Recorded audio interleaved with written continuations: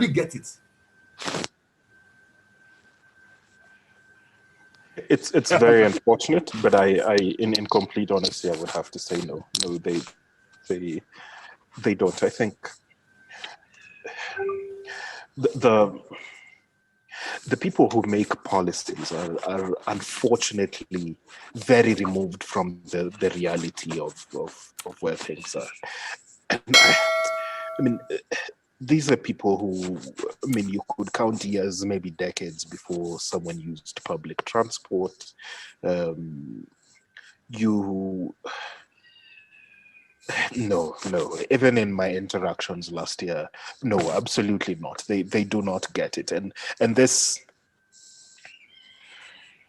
I'm trying to walk the fine line between critiquing for the purposes of critiquing, but also let my critique be, if it achieves anything, let it be to just move these people into action. Because maybe let me give one example. So we went to a village in Nyanza, around like western Kenya, and there was this little old lady who was rushing towards us. So when we were going there to inspect a mini grid, and these guys who are developing mini grids wanted to roll out an electric vehicle program, and this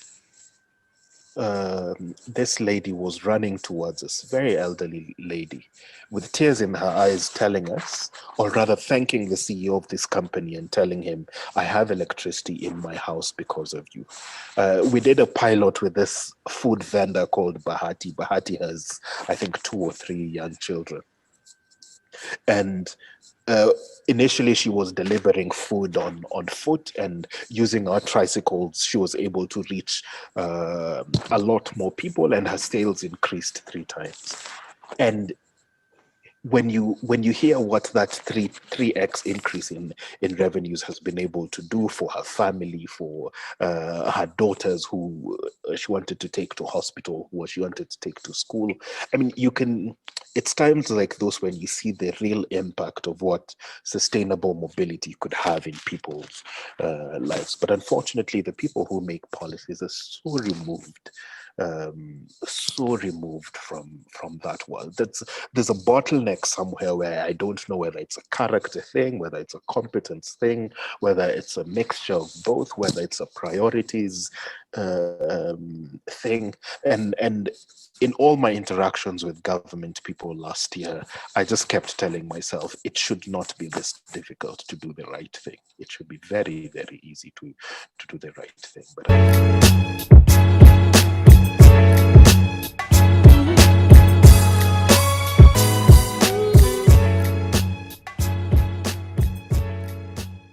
Hello, everybody, wherever you are in the world as you are watching us. Welcome once more to the AfricaNEV podcast. Today, we are continuing our conversations on energy in East Africa. And I'm here as usual with my colleague moderator, John Misingo. John, are you at Mombasa or Nairobi? Yes. Where are you? I am in Nairobi. Okay, that's fun. And of course, our special guest today, he's the general manager of Solar Cycles. His name is Alex Makalliwa, a Kenyan. Mr. Alex Makalliwa, welcome to the AfricaNEV podcast. thank you very much, God, and thank you, John. I think what is fascinating is the hairstyle. I like it. I used to do Afro, man, and life changed. I can no longer do it. So I was just going to say I really like it too, but my father and mother absolutely hate it. Oh, welcome to the club. But my mom actually dislikes my beard. So I know. anyway, so Alex, can you tell us a bit about yourself? Who is Alex Makalliwa, and how did you get into this whole renewable energy and e-mobility space? Okay, so I have a personal background in aerospace engineering. I actually wanted to be a pilot when I was a young boy. My father likes to tell the story that we lived very close to an airport here in Nairobi. John may be aware of Wilson Airport. And I would, anytime I would see an aircraft flying by, my dad says that I would cry and demand to be taken to where this aircraft was going. So we spent many afternoons on the fence of Wilson Airport looking at aircraft, and that's when engineering really started to be really interesting to me. Later on in life, I was very fortunate to go to university, and while I was at university, I studied aerospace engineering. When I was studying aerospace engineering, the fascinating thing about what I was studying was not exactly aircraft, but particularly Formula One cars and motorsport. And this was of particular interest to me because my grandfather was a mechanic for one rally driver called Joginda Singh. So cars and aircraft and engineering in general was always something that was of huge interest to me. So when I first came back to Kenya after my family had emigrated in 2012. At the time, I had such a naive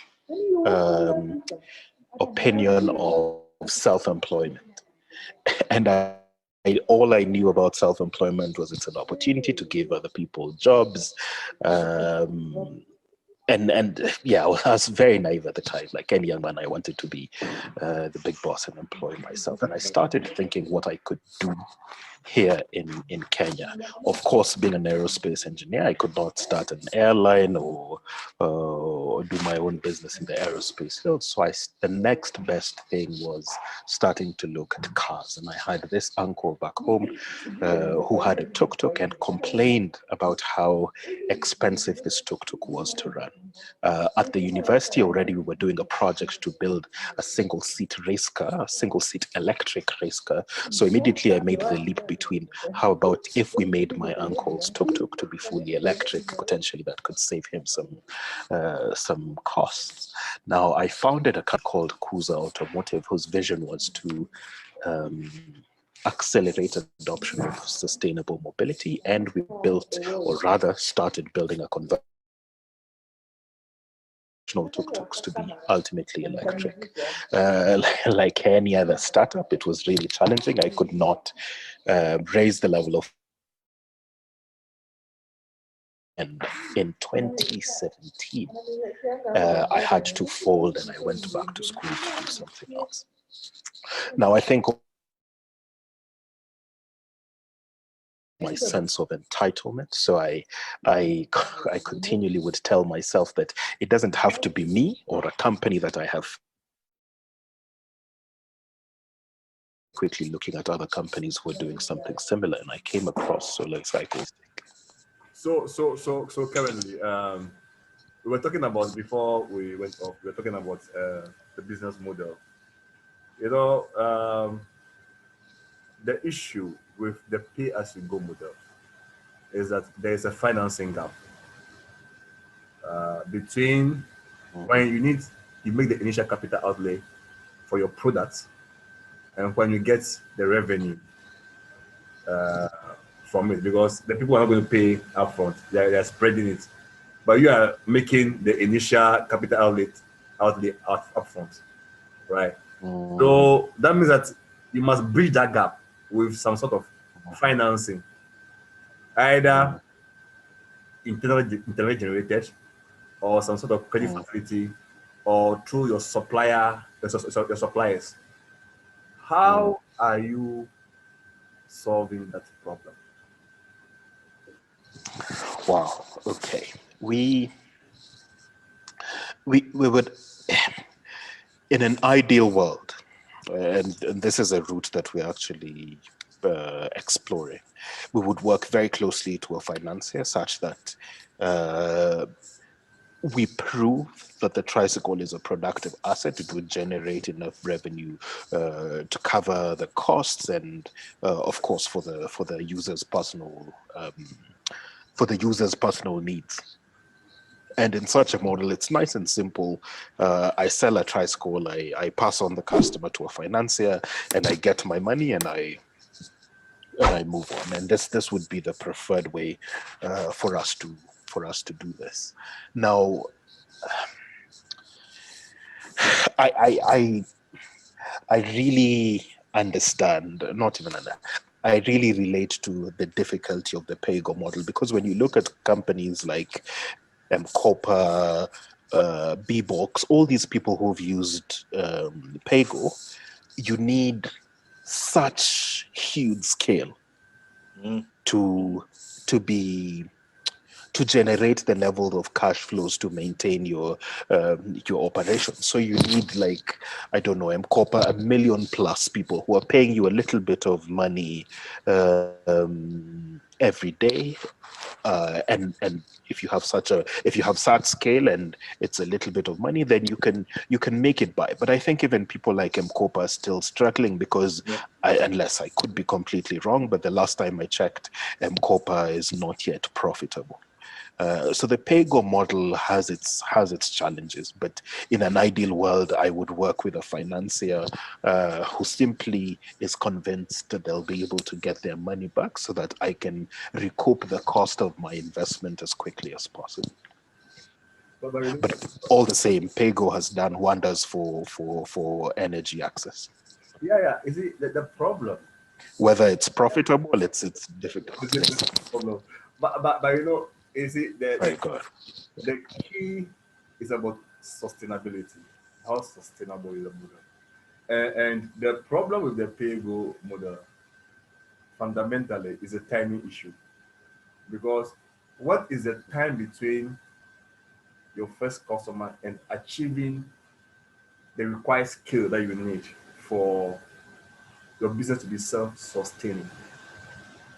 Mm, You get what I'm saying? Maybe you predicted I for hear you. 1 year, but it may end up taking 2 years. That means that for that extra 1 year, you have to suffer. You get it? You may also reach Mm, the required skill within half the time, so that means 6 months. Now, if you are reaching the required skill faster, it means that you need to burn more capital faster. So, how mm, liquid is your capital? It's a dance. It's a dance. mm, Dance with mm. the pay go model, and it's basically you trying to regulate the rate of customer acquisition, sort of.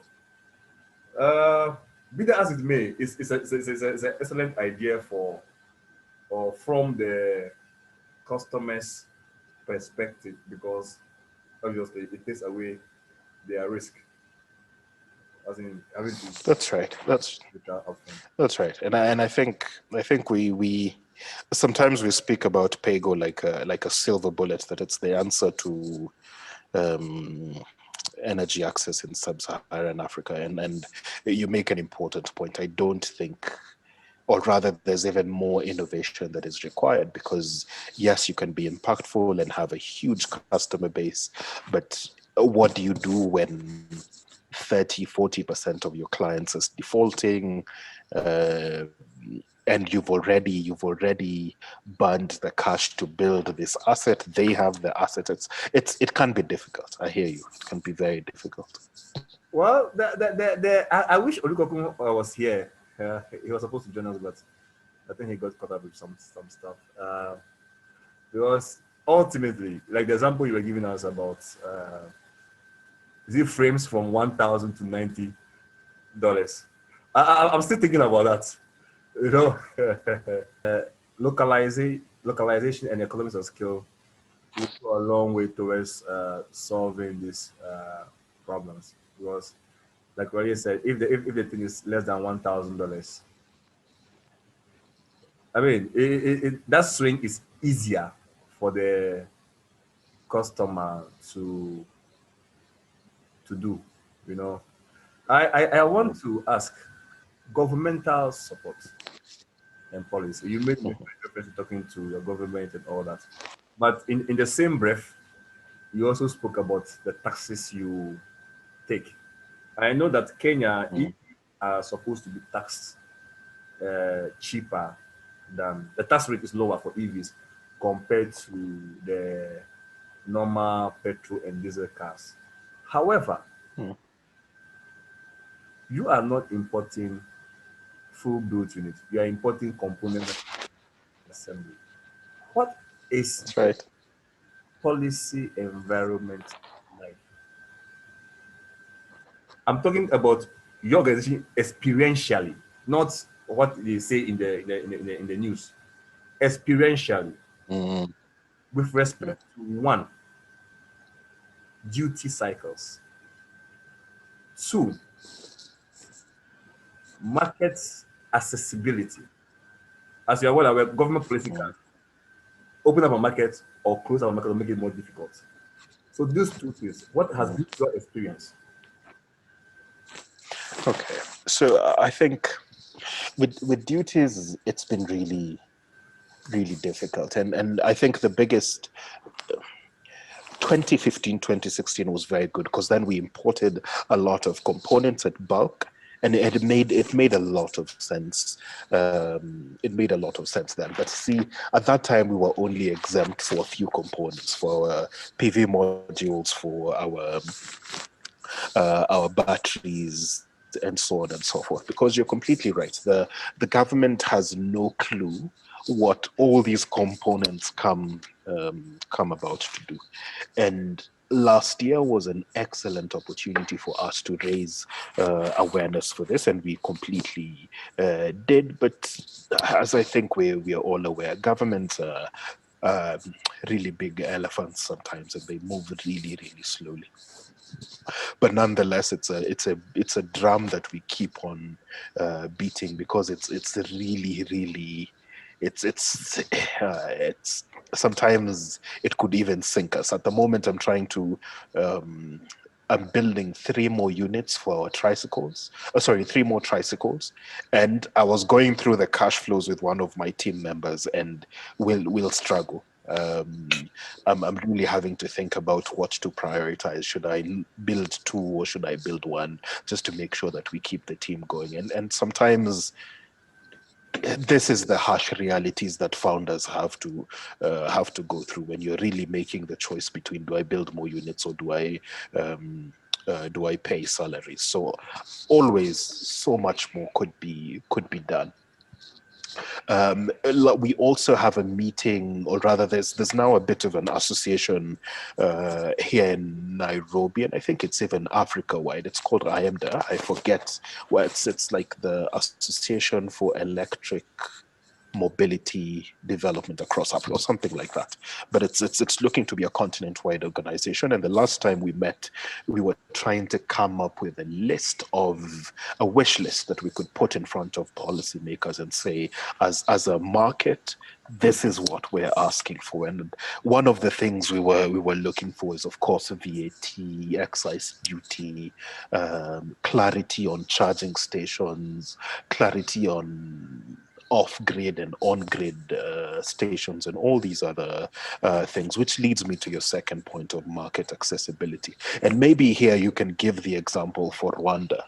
Um, I think Rwanda has attracted a number of companies in renewable energy, and more recently sustainable mobility, on the simple account that there's clear government policy on, this is what we want mobility in Rwanda to look like over the next few years. And that can be such a driver for to open up the market. Of course, other examples are like M-Pesa and so on and so forth. But I'm actually aware that the government of Kenya, through the State Department of Transport, within the Ministry of Transport, is writing a policy paper that will include its vision. Is a worry, but all the same, the government could do more. They're doing little bits and pieces here and there, but they could do so much more and so much quicker to make this a real market. I see, there is something I, I want to drive at,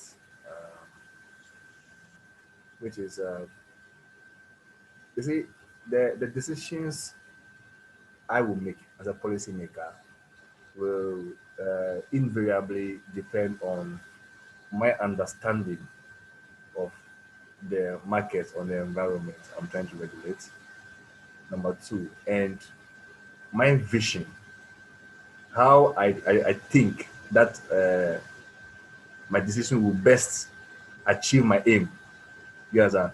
Be it for my personal benefit or for the benefit of the entire market or for a particular group. Do you think that they really get it? Is it these policymakers? Is it let me say in a way for us we come up with a certain perspective from interacting with these people, all right, and I want to know whether from or from your perspective you get a similar experience, and I don't want to put words in your mouth. You get it. Uh-huh. Mm.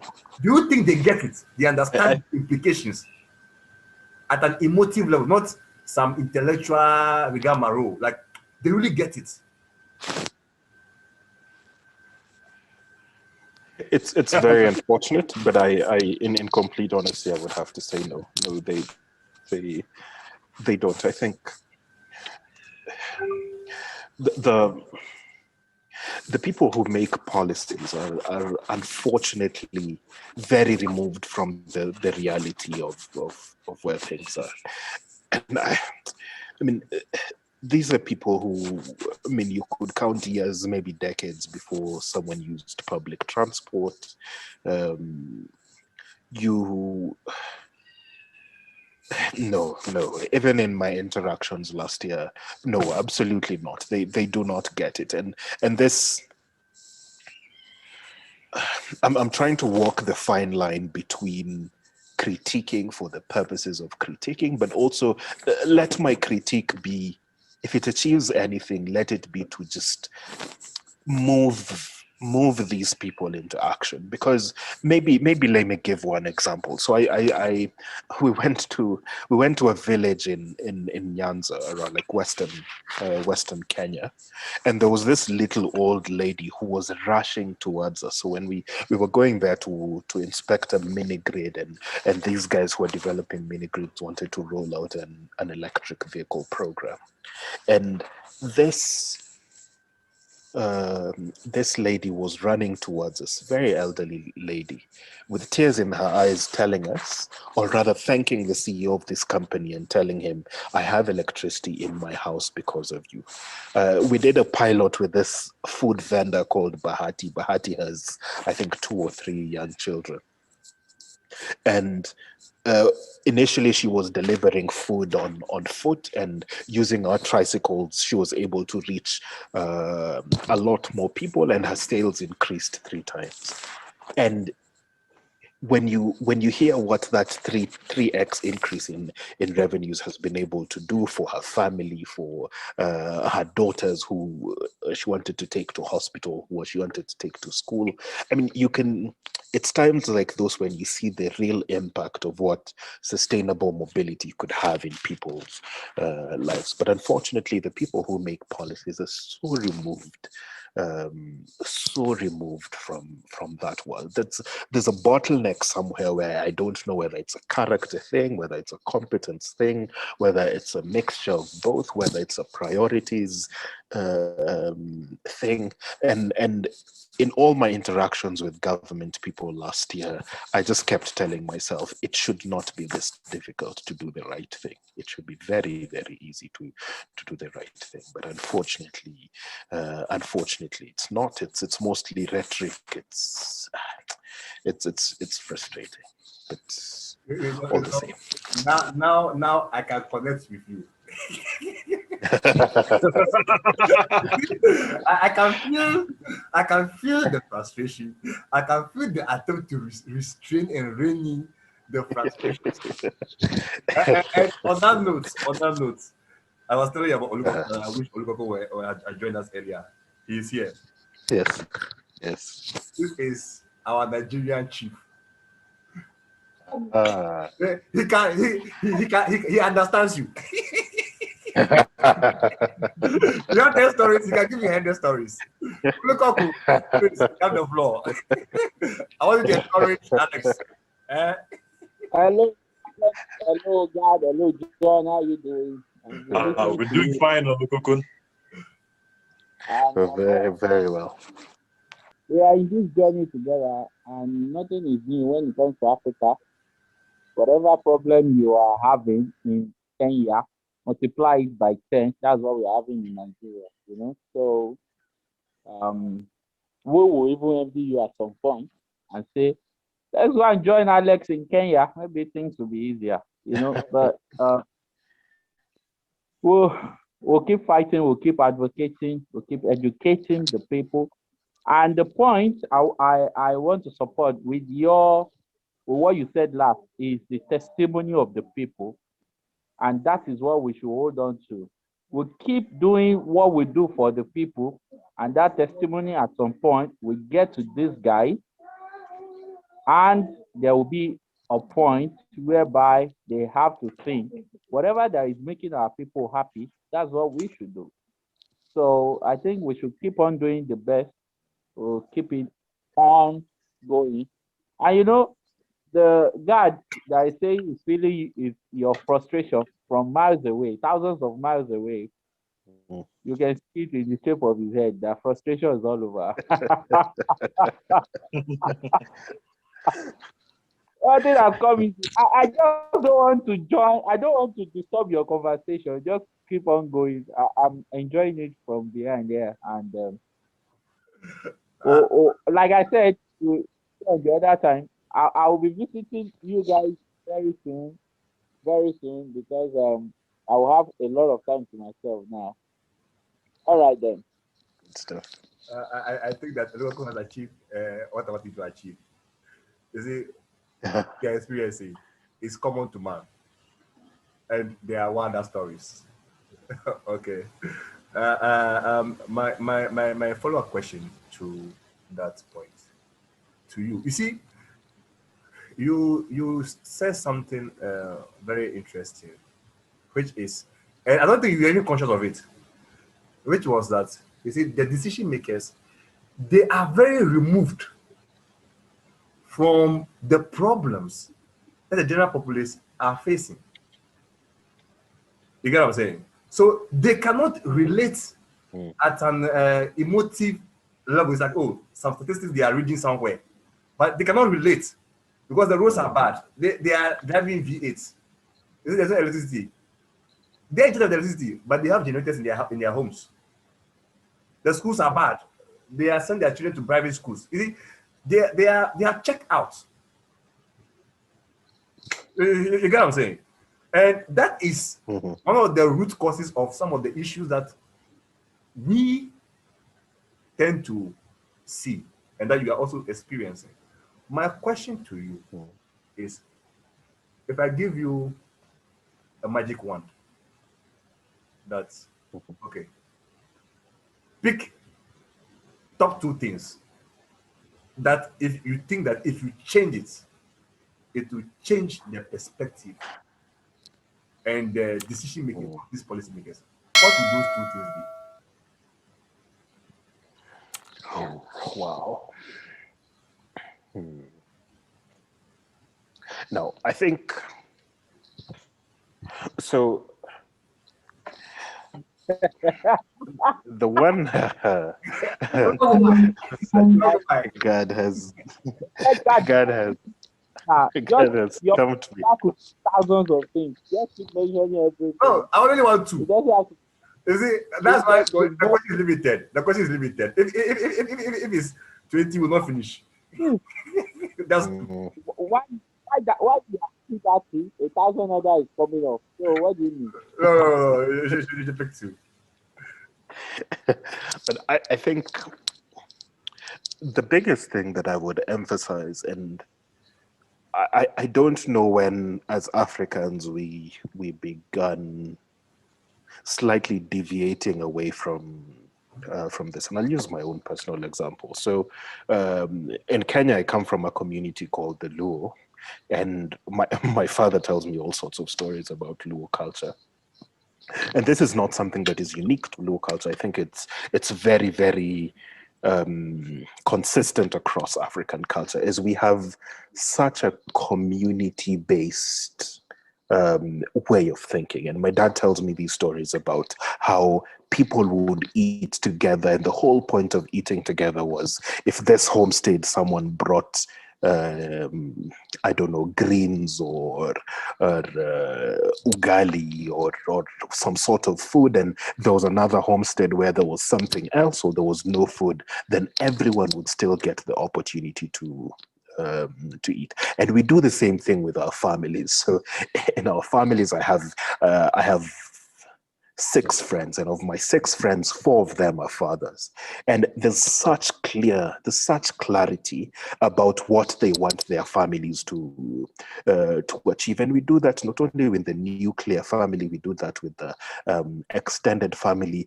But somewhere here, something breaks, and we stop looking at ourselves as a unit. So I don't think even as Africans, there's been a real conversation about what sort of continent we want to have, what sort of cities we want to have, what sort of communities we want to have.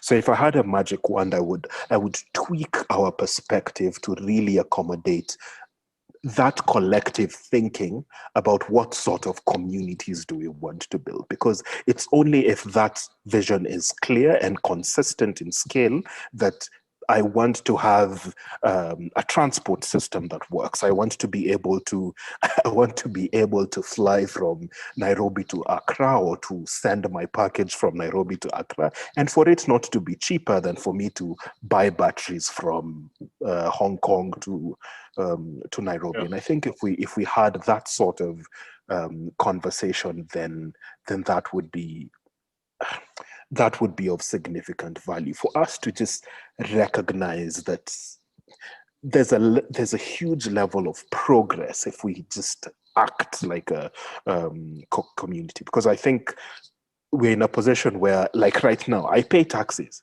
but I pay taxes, and we all here pay taxes. But if I want good medical healthcare, I'll go to a private hospital instead of demanding for good healthcare. If I wanted access to water, and then we were laughing about this. Sorry, if I wanted access to electricity, I'll buy a generator instead.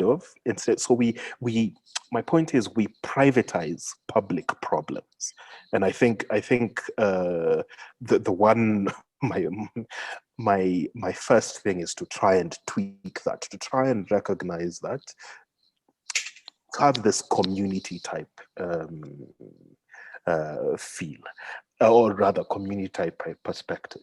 The second thing is, and this I am really learning as someone who's leading a startup. So when I first started this company, and I would class myself as a perfectionist. I wanted to be the guy who speaks to the customer. I wanted to be the guy who fixes the bike. I wanted to be the guy who writes our posts on social media. I wanted to be the guy who does everything. And one thing that I am learning so consistently is, one thing about leadership is you need to make yourself replaceable. You need to be, if I can get to the point where I am away from the office for a week and things still go on, then I think I'll achieved so much. But even as an extra layer to that, I think it's important to recognize, it's very good to know your strengths, but it also is very, very good to know your weaknesses. And we have to be in a position where we make sure that the best people for the job are the people who are doing that job. And this is a big mismatch that I see. I really don't think that particularly in super influential positions, if those are the best people for those jobs, then we're in a very terrible situation. So I would push this community approach, and I would make sure that, I mean, we don't have to be the world is big enough for everyone, and let's just make sure that the best people for the job are the people who are actually doing a job. The person telling us what good healthcare in this country should be, hopefully should be a doctor, not like someone else who has no experience or no real knowledge of that field. Maybe if we do those two things, we could make some progress. But now that you asked the question, I have like 15 other things, but maybe these two things would change something. Well, I see that's what Olukokun was alluding to. So you spoke about community, a communal approach, and then you spoke about meritocracy. That's right. I That's right. identify with, especially your first point about community. I also agree with the meritocracy. This is my personal opinion, please. I don't think this generation of leaders will ever going to replicate that from this generation of African leaders. It's a losing battle. Simply because they are out for their personal gain. So at the expense of everything else. It would have been fine if they were looking out for everybody else, and also looking out for themselves. But it's everybody else to the box, and then they themselves. So I don't know. Maybe I should rephrase the question. What would be your ideal environment that you feel will help you to grow as a business, as an institution, that you also have the maximum impact in your sphere of influence? Well, okay. I think the biggest thing for me, and we can have the greatest level of technology ever, but I think fundamentally you can't run away from the fact that we are humans and we're dealing with human beings every single day. I think there's a big capacity. I see some of it. I see, and tomorrow I'll be speaking to other incredible Africans who are also taking active steps towards building a future that we want. And I really think that Africans should take an active role in the sort of continent we want to have. This is a sensitive discussion because it's not to say that Africa needs to be an island and we can't welcome other people to come in and invest and share in opportunities. But I really think that Africans should not be passengers in their own futures. And sometimes I really feel like we're being passengers. We're being passengers because we're not investing in the skill sets that we would need 20, 30 years to come. We have no clarity about what sort of continent we want in the future. So fundamentally, I would put collective responsibility on us as Africans and individual I'd put responsibility individually or us every single day to make sure that we're actively engaging with the sort of future that we want. If we had people with a very different mindset, that will help, and probably that will help for most things. So there's this thing I try and do within our company. And I read it from somewhere, I forget where exactly I read it from. But if I think of the sort of culture I would want my organization to have, is I try and hire people for character, then I train them for skill. And I try and do this because I think if we get the character right, then the skill, that one you can get. But if you have the skill and you don't have the character, then I think it's like a house built on sand. So that's why I would emphasize, if we just had a different mindset as people, we would go so far. Anyway, Alex, my pastor says that you see, an educated thief is still a thief, only educated. Yes, and I will say there's a saying that culture will eat strategy for lunch any day. Okay. And I think that having this conversation is giving me Anuachera vibes. We had a conversation with Anuachera. one of the main was about agency. I think one of the reasons why we exist is because we are very much concerned about that agency, having agency about our space.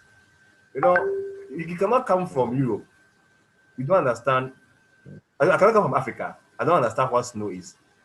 And I go to Europe to sew garments for the cold for you. I can understand the physics of code and how to, but because I don't live, I don't have that experiential knowledge, there will be gaps in the solution I will implement. It's a function of our colonial heritage, but I feel that it is high time we, as Africans, take agency. I agree with you 100%. I think all of us in African EV agree with you genetically in that approach. The only thing I will also say, which I think I want to draw your mind to, is that you see these solutions we're talking about, for the first time, give us the ability to do that with increasing irrelevance of the political actors. How can I understand? So because you see, the model is fundamentally not centralized. It's not a centralized resource that you can then tax, control, and regulate. You get what I'm saying? It's distributed energy. Somebody in his corner somewhere has solar in his house. If he has his tricycle, I'm going to charge him for energy usage for his. The only time you can get that person is when he's buying his equipment. Apart from that, the continuing revenue stream that you are expecting is a thing of the past. Alex, I think that for the first conversation, we would like to continue, but like the scripture says, sufficient unto them is the equal thereof. And I want to end with a certain man who I think he's wise. He says that the reasonable man adapts himself to the world. The unreasonable one persists in trying to adapt the world to himself. Therefore, all progress depends on the unreasonable man. George Bernard Shaw. So therefore, all progress. You see, the reasonable man adapts himself to the world, but the unreasonable man persists in trying to adapt the world to him. So therefore, all to him, yes, depends on the unreasonable.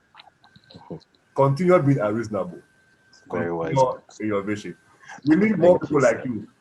And you see, one benefit I saw, I have seen largely as African EV is that you feel that you are alone in your frustrations. Okay? Until you meet somebody else. Then you realize that there are human beings in the world. It's not only goats and cows. There are human beings in the world who can feel your pain. I mean, that's how we all connected. That's right. How we connected with John, with Olukokun, and whoever. That's how we all connected. You see, it is a shared frustrations. So thank you very much for giving us of your time. And John, do you have any last words? Yes. You speak, and then Alex Olukokun, and then you round up for us. We have 2 minutes. Okay. No, Alex, just to thank you, and have your number. I'll be coming to your workshop to have more conversations about this space. You're more than welcome. Thank you. Olukokun. Yeah, well, it's been a nice time though. I joined very late, and I agree with all you said, all that was said yesterday. We should look out for character majorly, and we develop the skill. Thank you for your time. We are starting up gradually here in Nigeria, We are moving some stuff. So hopefully we can collaborate. Absolutely. Yeah. So best of luck, brother. Thank you. Thank Alex. you so very much. Last words. I am incredibly, I'm incredibly thankful for your time. You've picked my brains in many, many ways, and I think that's the essence of such conversations. I leave both with great answers, but even more so, great questions that I will continue to think about. And for us who continue to dream and to be unreasonable, let's keep persisting. Bye-bye, everybody.